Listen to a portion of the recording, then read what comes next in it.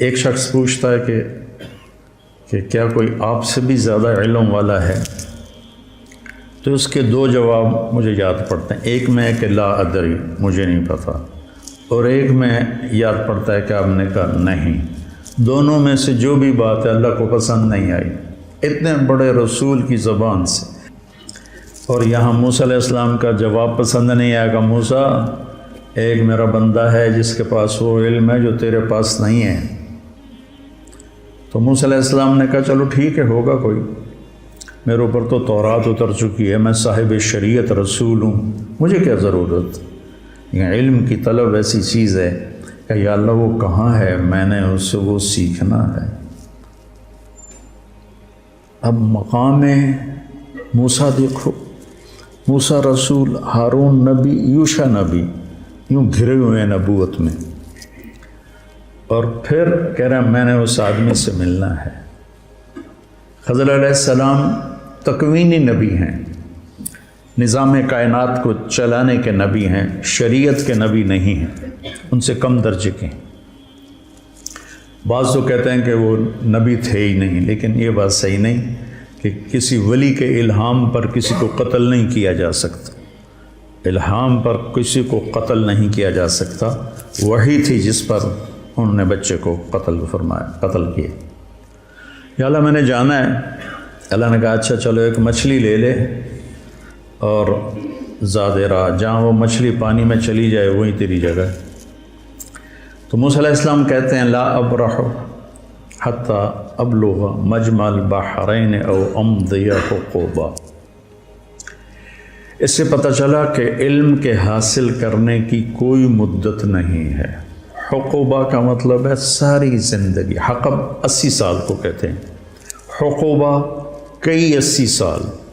تو مطلب یہ تھا کہ ساری زندگی مجھے چلنا پڑا، اور میں اپنے قوم کی طرف پلٹ کے نہ بھی گیا تو مجھے پرواہ نہیں، لیکن میں نے اس صاحب علم کے پاس پہنچنا ہے. تو اللہ نے کہا تھا کہ وہاں جہاں مچھلی چلی جائے نا پانی میں، وہاں تیرا راستہ ہے. جب وہاں پہنچے تو آنکھ لگ گئی اور یوشع جاگ رہے تھے.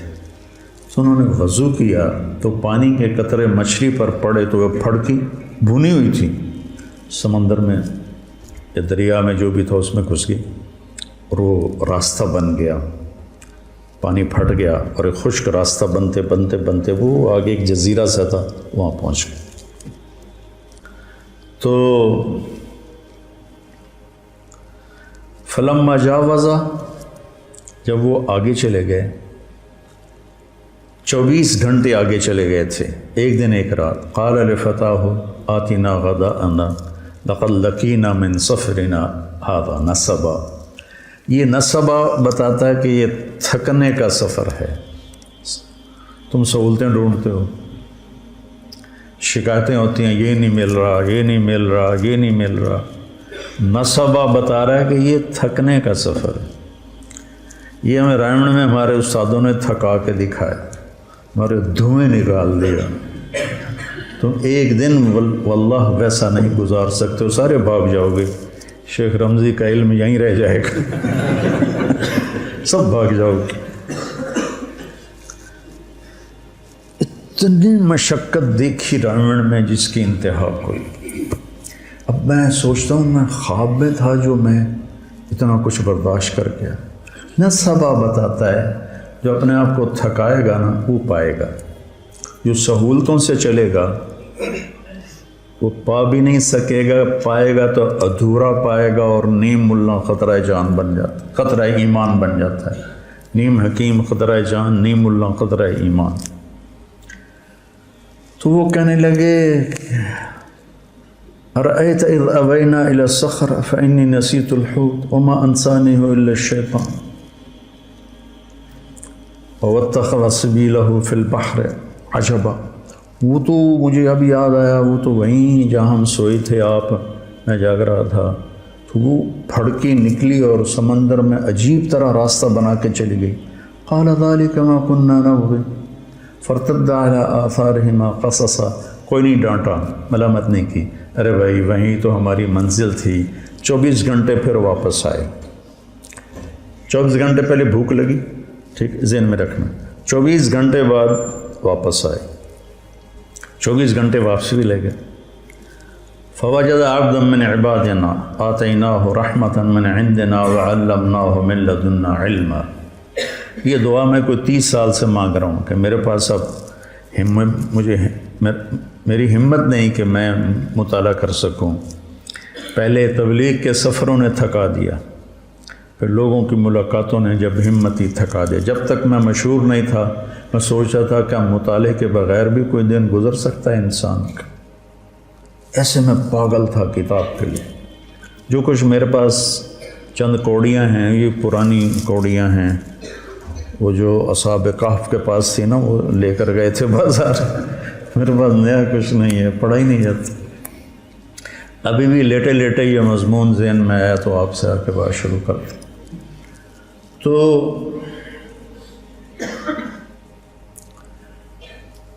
آگے ایک شخص تھا جس کو ہم نے اپنے خزانوں سے علم دیا تھا. عندی اور لدیہ. عندی یہ عندی ہے، عندی قرآن میری ملک میں ہے، میرے ہاتھ میں نہیں. لدیہ امامہ یہ میرے قبضے میں ہے. لدیہ ایسے چیز کے لیے بولا جاتا ہے. عندہ اس کے لیے بولا جاتا ہے کہ آپ کے قبضے میں ہے، آپ کے ہاتھ میں نہیں. لدیہ آپ کے قبضے میں ہے. تو من عندنا اور من لدنا رحمتاً اور من لدنا علماً. تو میں روز یہ دعا مانگتا ہوں کہ یا اللہ ایک راستہ تو ابھی باقی ہے کہ تو آپ ہی دے دے مہربانی کر کے. ایک ہمارے ساتھی تھے رائمنڈ میں، فوت ہو گئے. کہتے ہوتے تھے یا اللہ کھاتے کھاتے، سوتے سوتے، پیتے پیتے، خوشی خوشی، ہنسی ہنسی ہدایت دے دے.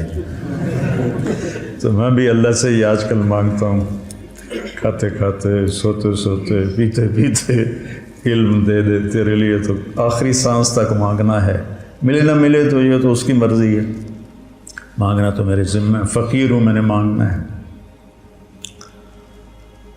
تو آگے وہ ایسے چادر لے کر لیٹے ہوئے تھے، سر پہ چادر تھی. تو انہوں نے کہا السلام علیک. تو انہوں نے جواب دینے کی بجائے بڑے تنک کے کہا، یعنی بڑے تند میں، انا بارضک السلام. یہ تجھے سلام کرنے یہاں کون آ گیا؟ چادر بھی نہیں اتاری سر سے. علم کے سفر میں طالب علم جو ہوتا ہے وہ ذلیل ہوتا ہے، اور استاد جو ہوتا ہے وہ معزز ہوتا ہے. تبلیغ کے سفر میں داعی ذلیل ہوتا ہے اور مدعو معزز ہوتا ہے. میں کتنوں کے شرابیوں کے پیر پکڑے، کتنوں کے گھٹنے پکڑے، کتنوں کے آگے ہاتھ جوڑے، منتیں کی. تو انہوں نے کہا میں موسیٰ ہوں. کہ کون موسیٰ؟ کہ بنی اسرائیل والا. کہاں؟ پھر ایسے چہرے سے کپڑا اتارا. نہ پانی پوچھا، نہ روٹی پوچھی. مسافر ہیں، آؤ بھائی بیٹھو، کچھ کھاؤ گے، کچھ پیو گے؟ کچھ نہیں. اور موسیٰ علیہ السلام نے بھی نہیں کہا جی بھوک بڑی لگی ہے تھوڑا جی روٹی تو کھوا دیا، پہلے ناشتہ کر لے بھی پھر سبق پڑھیں گے. ہیں انہوں نے بھی اپنا مدعا رکھا. هل اتبعک علی ان تعلمنی مما علمت رشدا. حل کتنی تواضع کا لفظ ہے. وہ کہتا میں موسیٰ بنی اسرائیل ہوں، میں صاحب تورات ہوں، تو خضر صاحب تکوین ہے، لا جو تیرے پاس ہے مجھے دے. حل کیا آج چاہیے، سبحان اللہ. حل اتبعک، اتبعک آپ کی غلامی اختیار کر لوں. اللہ ان تعلمنی، یا کو بھی مٹا دیا، اپنی ہستی کو مٹا دیا. مٹا دے اپنے ہستی کو اگر کچھ مرتبہ چاہے کہ دانہ خاک میں مل کر گلو گلزار ہوتا ہے. اللہ ان تعلمنی، تعلمنی بھی تو کہہ سکتے تھے. تعلمنی مما علمت رشدا، جو اللہ نے آپ کو علم دیا ہے تھوڑا سا مجھے مل جائے گا، میں آپ کے پیچھے چل سکتا ہوں، آپ کی شاگردی میں آ سکتا ہوں، داخلہ مل سکتا ہے. تو انہوں نے کہا انک لن تستطیع معی صبرا، ایسی ٹھوک کے لگائی، ایک ان اور ایک لن، انک لن تستطیع معی صبرا، پھر ایک اور ضرب لگائی وکیف تصبر علی ما لم تحط بہ خبرا، اتنی شدت، اور آگے ان کی اتنی ہی تواضع، ستجدنی انشاء اللہ صابرا ولا اعصی لک امرا، چھوٹی سے چھوٹی بات میں بھی آپ کی نافرمانی نہیں کروں گا، لیکن ایک مہربانی کرو مجھے داخلہ دے دو۔ یہ جو مدرسے والے شرطیں رکھتے ہیں نا، یہاں سے ثابت ہونا شروع ہو گئیں کہ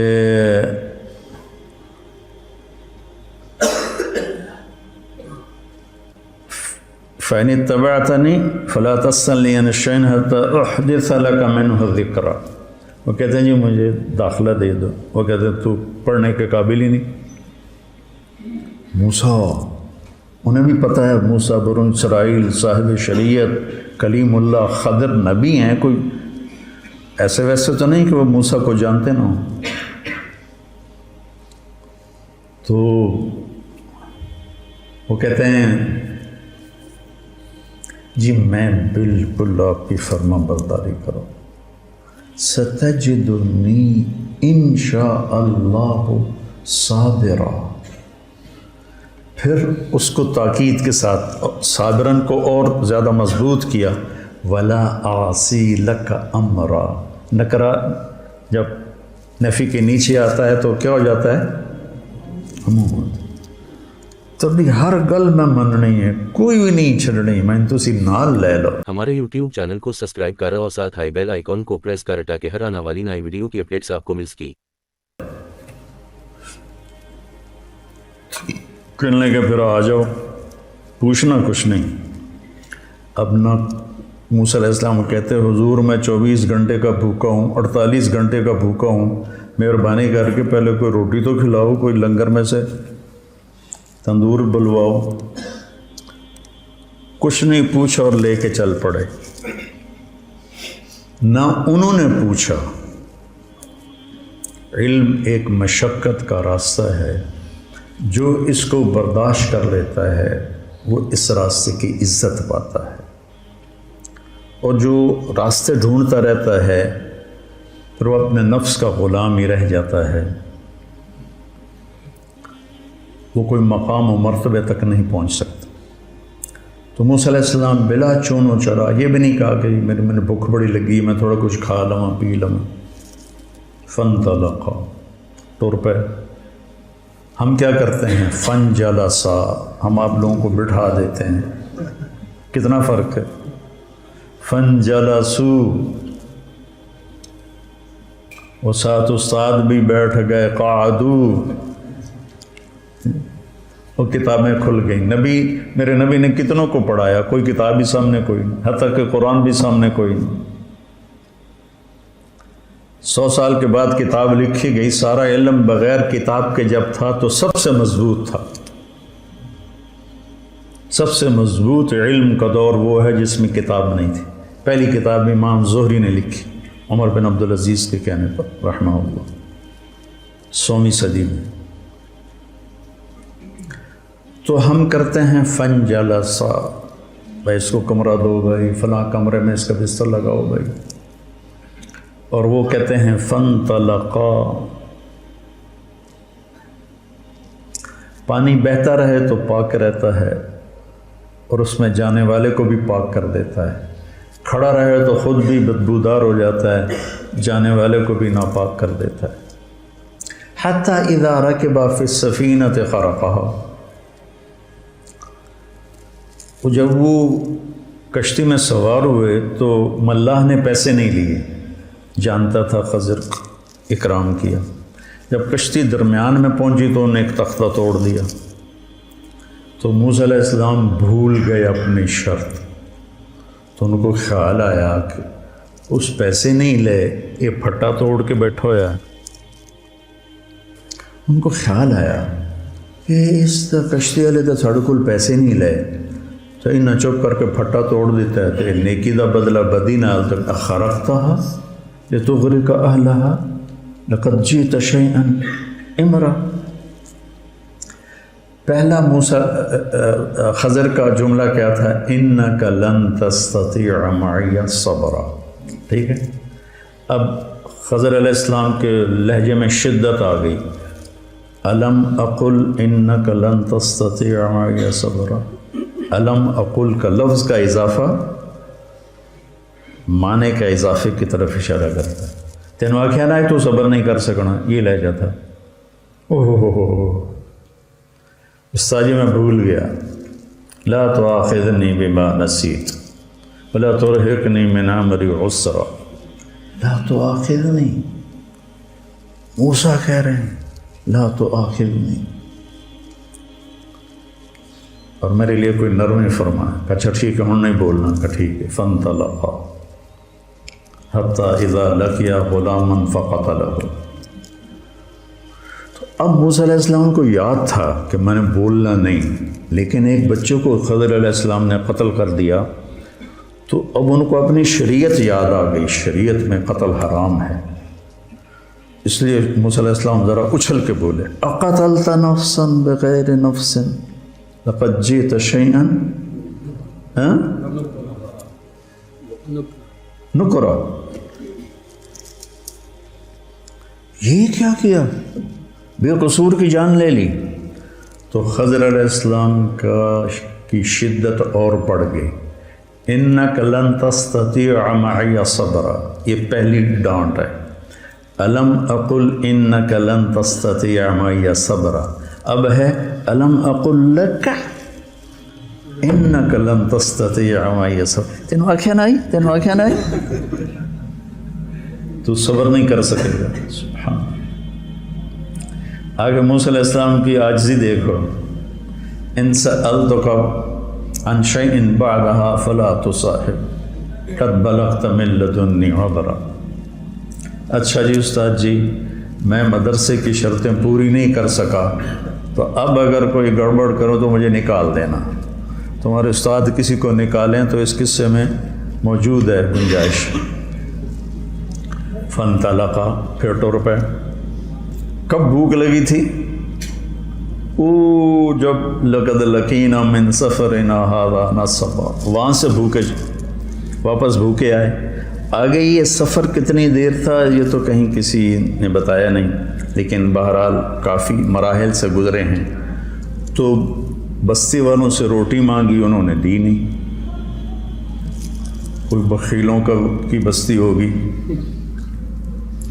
تو جب وہ باہر نکلے تو ایک دیوار ایسی ہو گئی تھی، خضر علیہ السلام نے ایسے ہاتھ مارا وہ سیدھی ہو گئی۔ ایسا نہیں کہ گارا اور اینٹیں کٹھی کر کے دیوار کو چنا، نہیں، تو جاتی جاتی کو ایسے ہاتھ مارا وہ سیدھی ہو گئی۔ اب پھر نہ رہ سکے، لو شئت لاتخذت علیہ اجرا، انہیں روٹی نہیں کھوائی تو گدھا ٹھیک کر۔ انہوں نے ہمیں روٹی نہیں کھلائی تو ان کی دیواریں ٹھیک کرتا ہے، کہا ھذا فراق بینی و بینک، موسیٰ تیری میری راہیں جدا ہو گئیں۔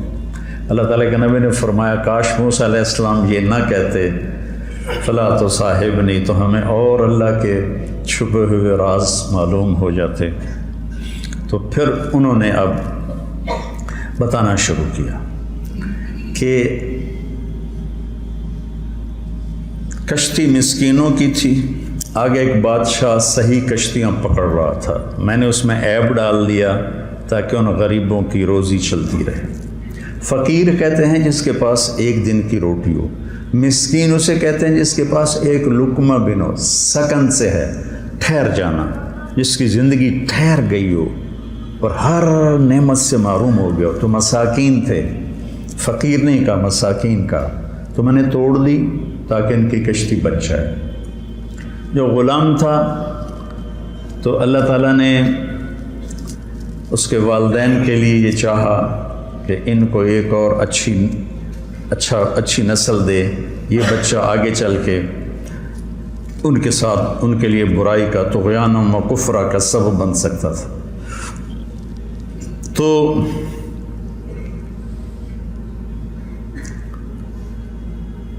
دیکھو جب کشتی کو توڑا تو کہا اردت ان اعیبہا، کشتی توڑنا ایک نامناسب بات تھی تو اس کو اپنی طرف منسوب کیا.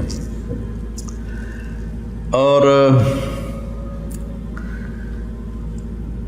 جب اس بچے کے بدلے میں نئی اولاد کا ذکر کیا تو اللہ کی طرف ذکر کیا فَأَرَدْنَا أَنْ يُبْدِلَهُمَا رَبُّهُمَا خَيْرًا مِّنْهُ زَكَاةً وَأَقْرَبَ رَحْمًا.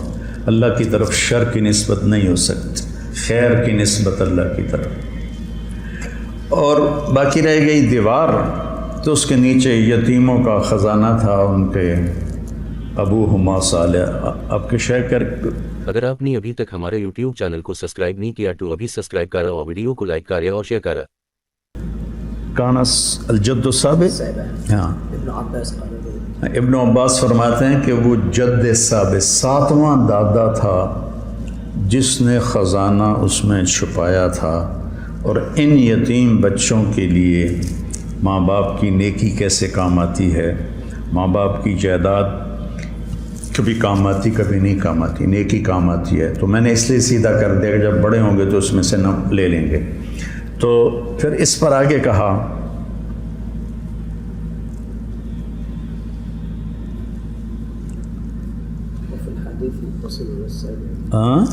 وفي الحديث ان اللعنة مني لا تصل الى السابع اذا اطعت رضيت اذا اطعت رضيت واذا رضيت باركت وليس لبركتي نهاية واني اذا عصيت غضبت واذا غضبت لعنت وان اللعنة مني تبلغ السابع من الولد. آج تمہارے شیخ کی برکت سے 30 سال پرانی حدیث یاد ہے. ایک لفظ انہوں نے بولا اور ایک دم کھڑکی کھل گئی. تو اب اس میں دیکھو